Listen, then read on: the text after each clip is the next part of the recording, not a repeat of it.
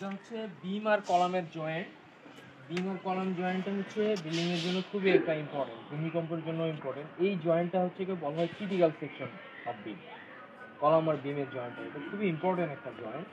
এই জয়েন্টের ভিতরে অবশ্যই এই যে রিং এর ভিতরে মানে এই বিমটার মাঝখানে অবশ্যই এই রিংগুলো থাকবে, মিনিমাম 4-5 ইঞ্চি স্পেসিং করে, মিনিমাম 2টা, আরও যদি বেশি বিমের ডেপথ বেড়ে যায় সে 3টা হইতে পারে, 4টা হইতে পারে। সেক্ষেত্রে আমরা কিন্তু এখানে 3টা স্টিরাপ কলামের জন্য টাই ব্যবহার করছি। হ্যাঁ, বিমের এটাকে বলা হয় স্টিরাপ, কলামের এটাকে হচ্ছে টাই।